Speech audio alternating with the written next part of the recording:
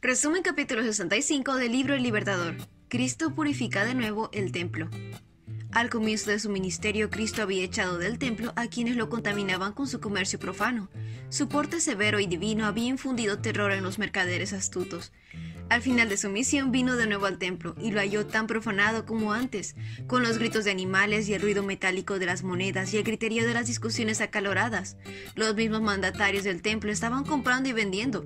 Estaban tan completamente dominados por su ambición de lucrar que la vista de Dios no era mejores que los ladrones. En cada Pascua y fiesta de los tabernáculos se mataban miles de animales, y los sacerdotes recogían la sangre y la vertían sobre el altar. Los judíos casi habían perdido de vista el hecho de que era el pecado lo que hacía necesario todo el derramamiento de sangre. No lograban comprender que ello prefiguraba la sangre del amado Hijo de Dios, la cual sería derramada para dar vida al mundo. Jesús vio cómo el pueblo había convertido esas grandes convocaciones en escenas de derramamiento de sangre y crueldad.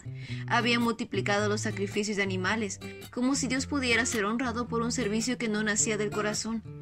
Los sacerdotes y príncipes habían convertido los mismos símbolos, los que señalaban al Cordero de Dios, en un medio para obtener ganancias. Esto había destruido en gran medida la santidad del ritual de los sacrificios. Jesús sabía que su sangre, que tan pronto iba a ser derramada, no sería apreciada por los sacerdotes y príncipes, así como tenían en tan poca estima la sangre de los animales. La mirada penetrante de Jesús recorrió los profanados atrios del templo. Todas las miradas se volvieron hacia él. La divinidad fulguraba a través de la humanidad, invistiendo a Cristo con una dignidad y gloria que nunca antes había manifestado. Los que estaban más cerca se alejaron de él tanto como lo permitía el gentío, excepto por algunos pocos de sus discípulos suyos. El Salvador quedó solo. El profundo silencio parecía insoportable. Cristo habló con un poder que sacudió a las personas como una tempestad poderosa. Escrito está, les dijo, mi casa será casa de oración, pero ustedes la han convertido en cueva de ladrones. Su voz repercutió por el templo como una trompeta. Saquen esto de aquí.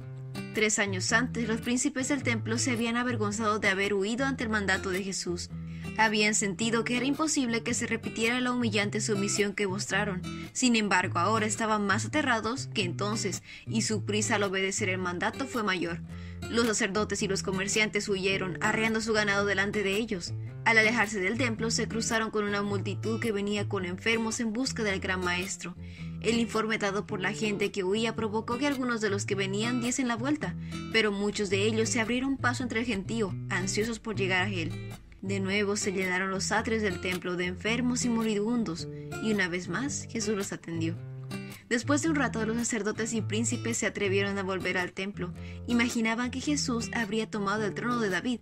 Al entrar al templo se detuvieron estupefactos al contemplar la maravillosa escena. Vieron sanos a los enfermos, con vista a los ciegos, con audición a los sordos, y saltando de gozo con los inválidos. Los niños eran los primeros en regocijarse. Jesús había sanado sus enfermedades y los había estrechado en sus brazos. Ahora con alegres voces los niños pregonaban sus alabanzas a él. Repetían las hosanas del día anterior y agitaban triunfantemente las palmas ante el Salvador. Escuchar esas voces alegres y espontáneas era ofensivo para los dirigentes del templo. Comunicaron a la gente que la casa de Dios era profanada por los pies de los niños y los gritos de alegría. Los fariseos estaban enteramente perplejos y desconcertados. Nunca antes Jesús había asumido esa clase de autoridad real. Aunque airados y frustrados, los sacerdotes y príncipes fueron incapaces de realizar cualquier otra cosa ese día. A la mañana siguiente, el Sanedrín consideró de nuevo qué hacer con Jesús. Durante 3 años, los príncipes habían tenido pruebas de que era el Mesías, así que ahora decidieron no pedirle alguna señal de su autoridad, sino que lo llevarían a admitir o declarar algo por lo que pudieran condenarlo.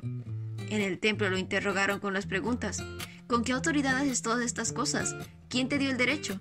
Pero Jesús les hizo frente con una pregunta que aparentemente no tenía relación con el asunto y dijo que solo le respondería si le contestaban esa pregunta. ¿La autoridad de Juan para bautizar provenía del cielo o era meramente humana? Los sacerdotes vieron que estaban en un dilema del cual ningún argumento tramposo los podría sacar. Si decían que el bautismo de Juan era del cielo, Cristo les preguntaría por qué no le creyeron a Juan. Juan había testificado de Cristo: miren, el Cordero de Dios que quita el pecado al mundo. Si los sacerdotes creían en el testimonio de Juan, ¿cómo podrían negar que Cristo fuese el Mesías? Si declaraban su verdadera creencia, que el ministerio de Juan era simplemente humano, iban a provocar una tormenta de indignación sobre ellos, porque el pueblo creía que Juan era un profeta. La multitud que observaba sabía que los sacerdotes habían profesado aceptar a Juan, y esperaban que reconocieran que había sido enviado por Dios. Pero después de consultarse en secreto, los sacerdotes decidieron no comprometerse. Simulando ignorancia, hipócritamente dijeron: «No sabemos». Jesús les dijo: «Entonces yo tampoco les diré con qué autoridad hago estas cosas». Desconcertados y chasqueados, escribas, sacerdotes, príncipes quedaron con el ceño fruncido, sin atreverse a dirigir más preguntas a Cristo. El pueblo observaba todo y se divertía al ver derrotado a estos hombres orgullosos y santurrones. Cristo no se proponía humillar a sus oponentes, tenía una importante lección que enseñar.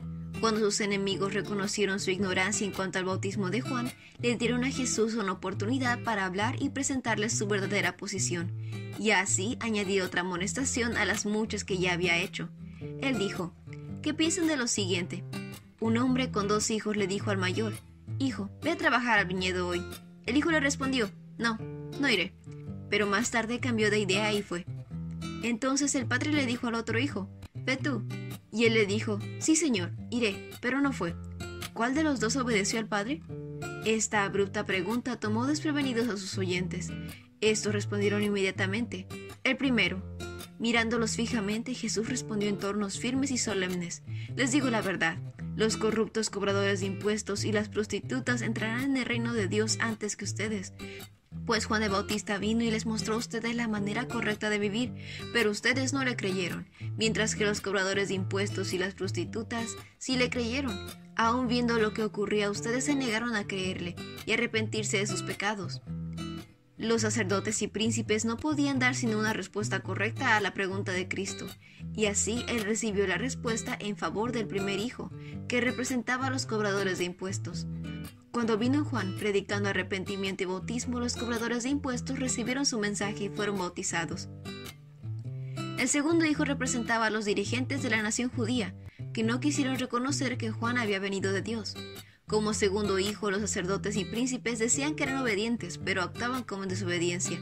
Ahora ellos quedaron en silencio y Cristo dijo: «Ahora escuchen otra historia.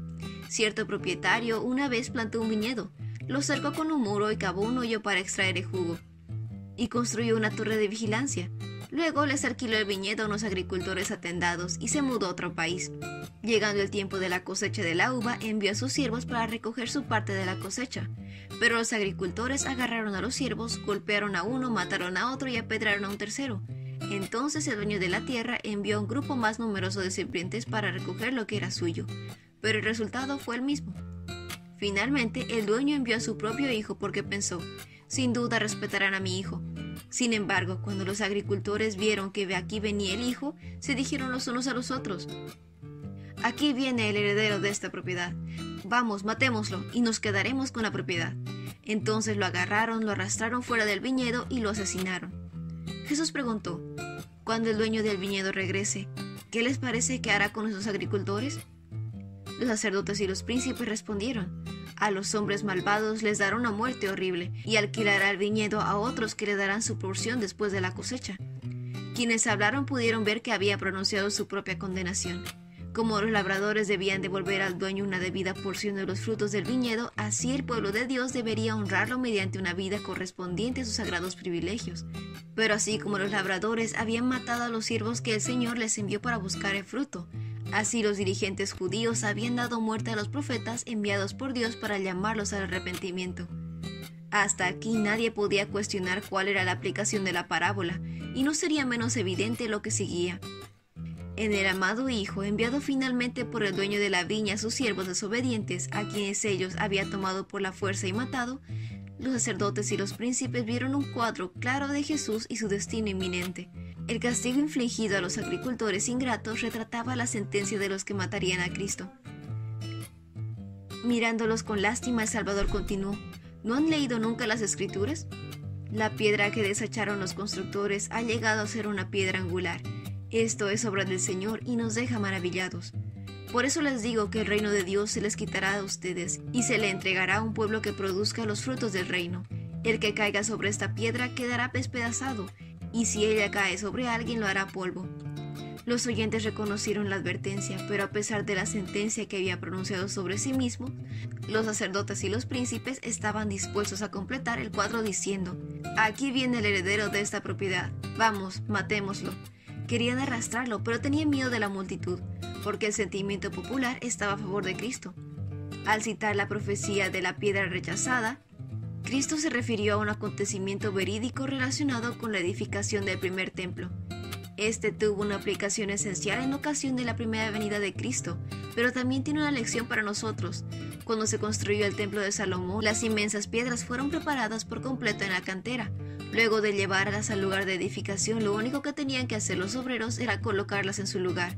Para ser usadas en el fundamento se había traído una piedra de tamaño fuera de lo común y de una forma peculiar, pero los obreros no podían encontrar lugar para ella.